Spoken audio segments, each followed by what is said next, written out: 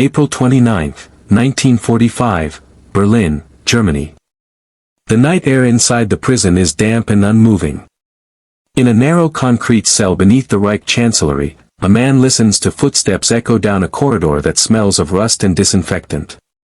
Helmuth James Graf von Moltke, one of many political prisoners held by the collapsing Nazi state, does not know the exact hour of his death. He only knows it is close. The guards have stopped speaking to him. That silence is its own sentence.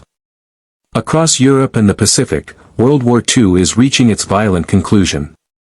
Cities burn, regimes collapse, and victory is being negotiated in distant rooms. But for prisoners awaiting execution, the war does not end with parades or surrender documents. It ends in the night before. In Berlin, the city is encircled by the Red Army. Artillery thunders like a distant storm that never passes.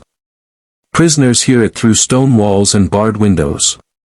Some whisper that liberation is hours away. Others understand the truth more clearly: regimes that are dying often kill faster, not slower. The executions accelerate as the end approaches. In Plötzensee prison, where thousands have been executed since 1933, the sounds are unmistakable. The clank of keys. The scrape of boots. The metallic rattle of gallows being prepared in the courtyard. Prisoners lying on wooden bunks learn to read the rhythm of the building.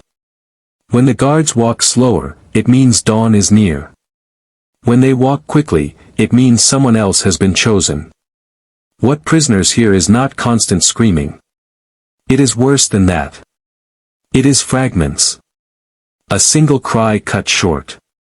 The sudden silence after a trapdoor falls. The hum of machinery restarting.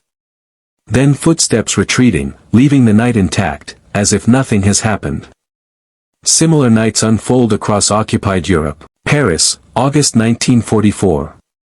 In Fraynes prison, resistance fighters sit in darkness as trucks idle outside the walls.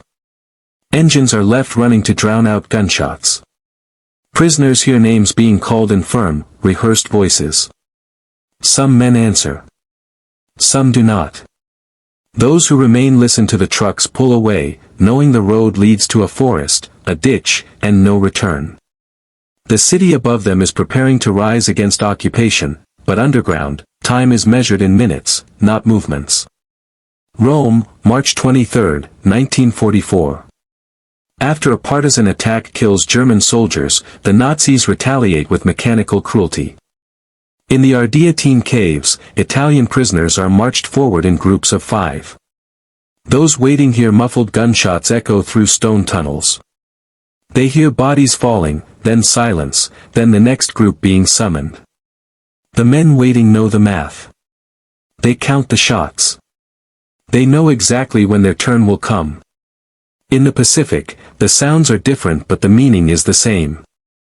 Manila, February 1945. In Japanese-controlled prisons, American and Filipino prisoners of war hear whispered orders in a language they do not understand. They hear swords being unsheathed.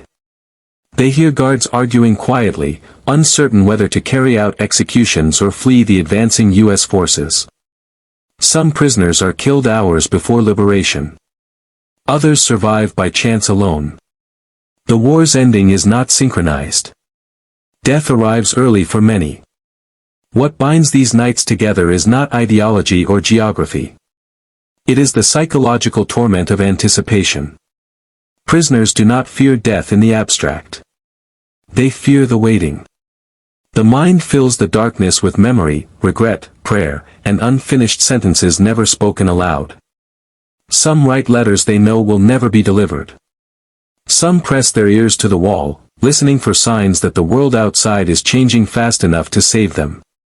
Others deliberately stop listening altogether, retreating inward, conserving themselves for the final moment. By 1945, the executions are no longer about control. They are about erasure. Dying regimes attempt to silence witnesses, enemies, and reminders of what came before. The men and women waiting in cells understand this instinctively. They are not being killed for what they might do next.